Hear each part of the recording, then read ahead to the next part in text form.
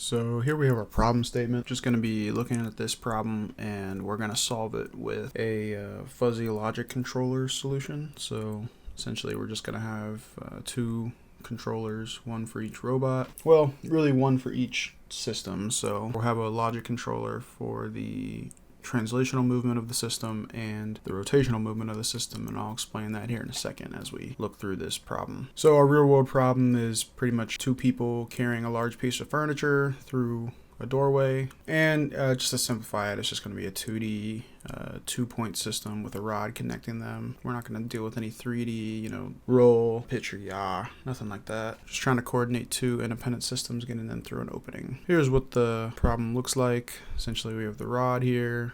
We have our 2 points, width, depth. The depth of the opening or the wall doesn't really matter. It's mostly just the width and the length.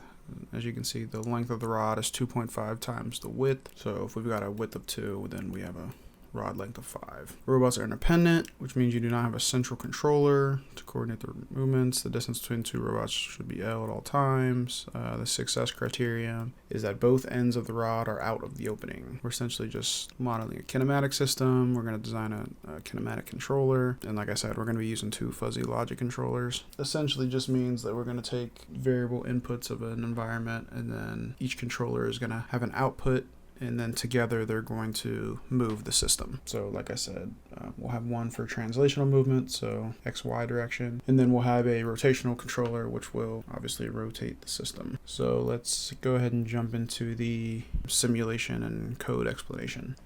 So here we're going to walk through an example of our simulation running. At the top here you can see that we're importing all of our libraries. Right underneath we are defining our inputs and outputs for the membership functions below. So we have distance, alignment error, drive speed, and this is for our first fuzzy controller, which is the translational controller. We have our membership functions for distance here at close, medium, far, and then we're using trapezoidal and triangular membership functions there.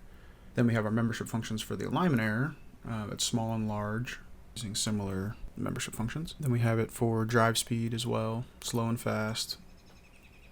And then here's where we set up our fuzzy rules for the first translational controller. So when distance is far and alignment error is small, the drive speed is fast.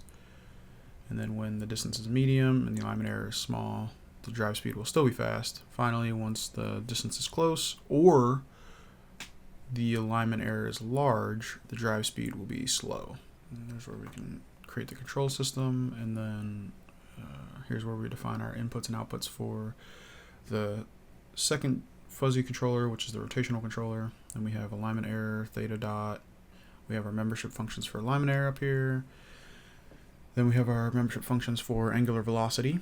And then similarly, we have rules for this controller. So when alignment error is negative, theta dot will be left, pretty much meaning that when the rod's current heading is negative with respect to the goal orientation, theta dot will be counterclockwise. So if we need to turn left, we'll turn counterclockwise. And then when the alignment error is 0, theta dot will be none. And then when the alignment error is positive, theta dot will be right, or clockwise. Here's where we have our controller functions. So this is what we'll call when we want to use these controllers. We'll have inputs of robot 1, robot 2, target. And then we're setting our X and Y to robot 1 and also for robot 2. And then we're determining what the current theta is. So the current heading, our vector to goal is pretty much our vector from the target to robot 1. And then theta to goal is difference. And we find our distance between robot 1 and the target, our alignment error, and then we use our distance as the input for the membership function distance, and then the alignment error for the membership function for alignment error in the first controller. And then we have our output of drive speed. Moving on to the second controller, similarly we have inputs of robot 1, robot 2, and target. Similar angles and positions we're determining, and we find alignment error, and then we use that alignment error for the alignment error in the second controller, and then we have our output of the angular velocity. So here's where we set up our simulation area, kind of just creating the initial bounds of the area, the rod length, static. Here's where we randomly initialize the rod center and orientation, and then the initial theta, so pretty much the initial orientation of the system. And then we created a function to find the robot endpoints, which we use later on. Here's where we set up the walls, we set up the target, which is static. And then we have a collision function, which takes into account robot 1 position, robot 2 position, walls, bounds, and target. Essentially, if the either robot point is within the walls, then that will be a collision. It'll hit the walls. And then if the robot is not within the boundaries, then it hit the boundary, so it's outside of the boundary. So we do that for both robot 1 and robot 2. And then check against target is pretty much if robot 1 gets within 2.5 units of the target, then we hit it, because that pretty much means the middle of the rod hit it. Here's where we have a repulsion function, which takes into account robot 1, robot 2, walls, influence distance, and gain. These are just static values. Gain is just a static value here, because this is our first take on the simulation, which we build upon later. We find the closest point on robot 2 to the walls here, and then we find the distance between robot 2 and the walls. If that distance is less than the influence distance, which is 3 here, and it's greater than 0, meaning it's not in the wall, then we determine our direction and our strength of the repulsive force. We just have a function here that pretty much gets stronger as you get closer to the wall, gradient descent. Then we have some logic here to allow the robot to pass through the gap of the wall without any forces from the wall. So essentially, if it's lined up horizontally and vertically and it's right in front of the wall, then we will essentially set the repulsive force to 0 from the walls to allow it to go through. Then once it's through, it'll still push a bit. And then we created repulsion for the boundaries as well, just the left, right, and bottom. Here's where we are setting up our robot 1, robot 2, pretty much our simulation for the static simulation. So we got the walls, we got the target. Just showing the randomized environment. And then here we actually have the time steps for the moving simulation, the initial one, where we calculate the theta, the current rod orientation. Then we find the necessary speed for the next time step and the angular velocity for the next time step. Then we apply the theta update to show what our new angle of the rod should be. Then we calculate our repulsion, which would take into account the walls and boundaries, if they're necessary, create a heading, and then our corrected heading will be heading plus any repulsion forces. And then we use the speed and corrected heading to find the new position for robot 1. And then once robot 1 is calculated, we can then find robot 2 based on the rod length and angles. And then we'll stop the simulation if there's a collision here. These are just for the animations, showing that we hit the target, which is good. Means that we got to the end, and we'll show a simulation here in a second. Just updating. Here's our animations. Needed that for Google Colab. And then here's our first simulation loop, where just pretty much shows that it's working. So robot 2 gets pushed back. They go through. Once it's passed, there we go. Pushes through, and then once it hits the goal, boom. Now moving on to the genetic algorithm simulation. We have a fixed start for each population, but it's randomized. It's just using the same start as above. It'll randomize every time we run everything. And then for when we're running the simulation with the parameters, we're getting the endpoints for each robot, just initializing the start. Once we're actually in the loop, this is the same as before for the individuals of a population, so nothing changes here. And then we calculate our score down here, so if it hits a wall or any collision, it returns 100. The normal score will just be the time it takes to reach the goal, and then if it times out, it'll get a 50, so the lower the better.